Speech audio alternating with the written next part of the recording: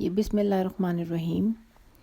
आज मैं अपनी जो लास्ट वीडियो मैंने की थी जिसमें मैंने चैलेंजेस को डिस्कस किया था कि अगर आप यूके माइग्रेट करते हैं तो आपको कौन कौन से चैलेंजेस फेस करने पड़ते हैं, उसी की कंटिन्यूएशन में ये दूसरी वीडियो है कि जो उसके अलावा आपको और कौन कौन से चैलेंजेस को यहाँ पर आके फेस करना पड़ सकता है और करना एक्चुअली पड़ता है।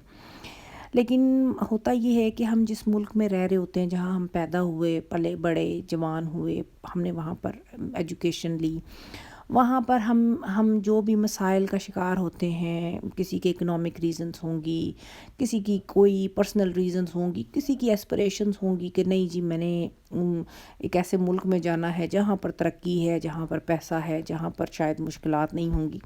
वहाँ पर रहते हुए आप ये चीज़ें उस टाइम पर सोच नहीं रहे होते ना, क्योंकि आपको उस टाइम पे ये लग रहा होता है कि भाई बस मुझे ये यहाँ पर मुसीबतें जिनमें मैं इस वक्त जकड़ा हुआ हूँ या जकड़ी हुई हूँ, मैं बस इनसे निकलूँ और मैं नए मुल्क में जाऊँ, मैं वहाँ जाके रहूँ, वहाँ पर मुझे किसी किस्म का कोई मसला मसाइल नहीं होगा, वो तो एक जन्नत का एक टोटा है जहाँ पर मैं जाके रहूँगा।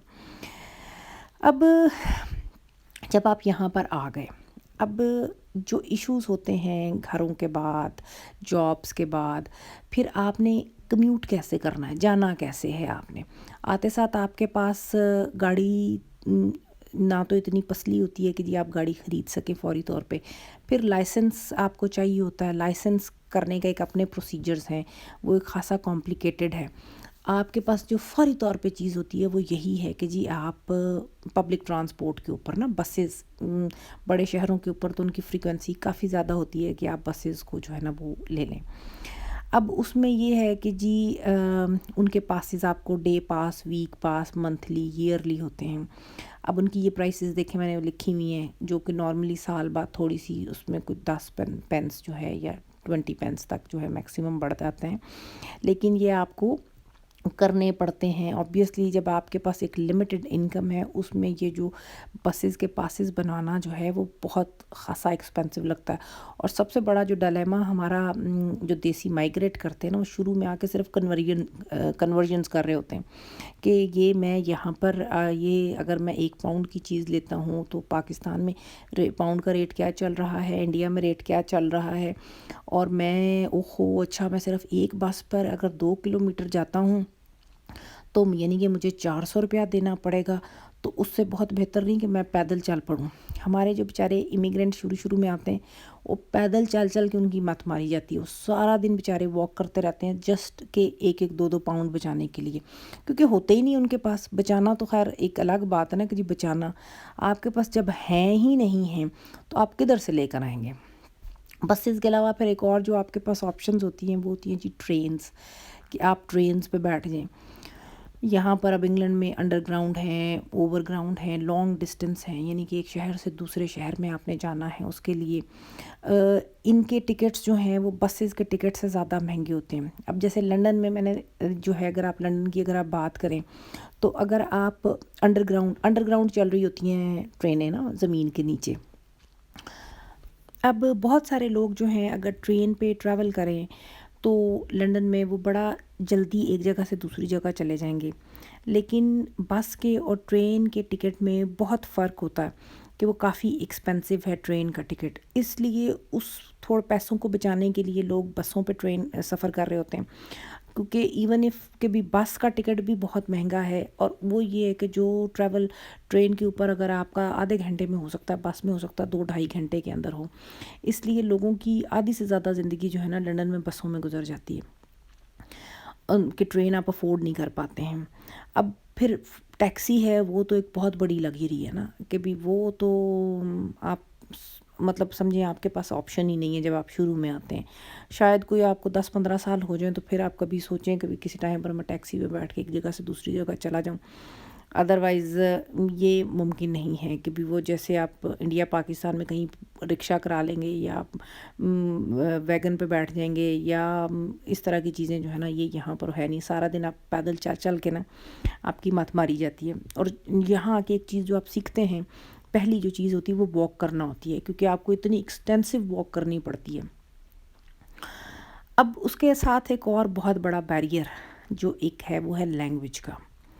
اب بہت ہم چونکہ جب سے یہ جو جہاں پر انگلینڈ نے حکومت کی ہے، ہم نے جیسے جیسے ہم بڑے ہوئے تو ہم نے جو ایک ملک جس کا ہم نے نام سنا وہ انگلینڈ ہی تھا، کہ بھئی ہمارے اوپر انہوں نے حکومت کی، اور اس کے بعد پھر کیا ہے کہ اسکولوں میں بھی رائٹ فرام دا بگننگ ہمارا جس چیز کے اوپر فوکس ہوتا ہے کہ جی وہ ہے کہ جی انگلش، وہ انگلش میڈیم اسکول. اب تو گلی محلے میں چاہے کوئی 10 روپے 20 روپے 50 روپے فیس آپ دے رہے ہیں، لیکن پیرنٹس کی خواہش یہ ہوتی ہے کہ بچے انگلش میڈیم اسکولوں میں جائیں. سرکاری اسکولوں میں جو لیول آف ایجوکیشن ہے وہ اور جو کوالٹی ہے وہ ٹھیک نہیں ہے. انگریزی اسکول میں بچہ پڑھے گا تو ہی بیسیکلی ترقی کر سکتا ہے نا.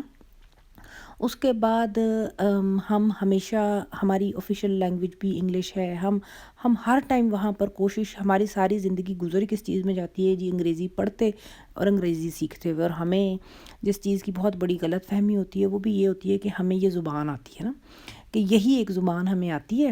اور اگر ہمیں کوئی پوچھتا ہے جی آپ کو کون سی زبان آپ بولتے ہیں تو ہم بڑے فخری انداز میں کہتے ہیں جی ہمیں انگلش بولنی آتی ہے نا. اردو ہمارے بچوں کو نا مشکل لگتی ہے. اسکولوں میں ہم اکثر دیکھیں پیرنٹس بھی بڑے فخر سے بات کرتے ہیں نا میرا بچہ نا اردو میں ویک ہے، لیکن انگلش میں بہت اچھا ہے، کیونکہ ہمیں تھوڑا لگتا ہے کہ اس سے ہم تھوڑا نا ہمارا سٹینڈرڈ ہائی ہوتا ہے کہ ہمیں انگریزی آتی ہے. لیکن جب آپ اس ملک میں آتے ہیں نا، آپ کو جتنی اچھی مرضی انگریزی آتی ہے، آپ کی پوری انگریزی کی نا یہاں آ کے نا وہ جو ہوتی ہے کلی جو کھل جاتی ہے، آپ کو یہاں کے اندازہ ہوتا ہے کہ آپ کو وہ بھی نہیں آتی. جو انگریزی آپ وہاں بولتے ہیں نا وہ تو یہاں پر کوئی بندہ بولتا ہی نہیں ہے. وہ نہ ان کو سمجھ آتی ہے. جب آپ ان سے 4 دفعہ وہی بات آپ ان کو بار بار کریں گے نا، آپ کو لگنے لگ جاتا ہے کہ میں کو غلط بول رہا ہوں یا میں پاگل ہوں یا یہ پاگل ہے نا. ایکسنٹ ڈفرینٹ ہے انٹائرلی. پھر اس کے ساتھ لینگویج کا جو پرسپیکٹیو ہے نا وہ ڈفرینٹ ہے. جس پرسپیکٹیو میں جو لفظ ہم وہاں پر بولتے ہیں نا اور وہاں پر سمجھ بھی آتی ہے، اسی پرسپیکٹیو میں یہاں پر آپ بات کرتے ہیں لوگوں کو آپ کی بات سمجھ نہیں آئے گی. اگر تو آپ جیسے دیسی دکانوں پر آ کے جابس کر رہے ہیں تو نہ ان کو آ رہی ہوتی ہے نہ آپ کو آ رہی ہوتی ہے، تو اردو پنجابی میں لوگوں کا کام چل رہا ہوتا ہے، وہ بول رہے ہوتے ہیں. لیکن کسی آفیشیل سیٹنگ میں جا کے اگر آپ نے بولنا ہے تو آپ کو ایک طرح سے جو آپ نے وہاں پر لرن کیا ہوتا نا اس کو آپ کو ری لرن کرنا پڑتا ہے. آپ کو نئے طریقے سے آپ کو اپنی بات کو اب جیسے اس کی چھوٹی سی ایک ایگزامپل میں آپ کو بتاؤں کہ میرے ایک کلیگ ہیں، وہ یہاں پر آئے یو کے پی ایچ ڈی کرنے کے لیے. تو انہوں نے مجھے کہا کہ میں نا کہ ایئرپورٹ پہ نا ٹیکسی لی، اور ٹیکسی ڈرائیور جو ہے نا لکیلی جو ہے نا وہ سکھ تھا. اب وہ پنجابی بولتا تھا. انہوں نے کہا میں نے شکر کیا کہ بھئی کوئی مجھے گورا نہیں ٹکر گیا فوری طور پہ نا، کہ مجھے اب میں اس کے ساتھ نا اپنا کنوینئنس میں بات کر سکتا ہوں. انہوں نے نا ان کو سردار صاحب کو کہا کہ جی مجھے نا کارڈ چاہیے، میں نے لوڈ کرنا ہے گھر پاکستان، میں نے اطلاع دینی کہ میں پہنچ گیا ہوں. ان کا کارڈ کون سا؟ ان کا میں نے فون میں کارڈ لوڈ کر کے نا تو میں نے گھر بات کرنی ہے.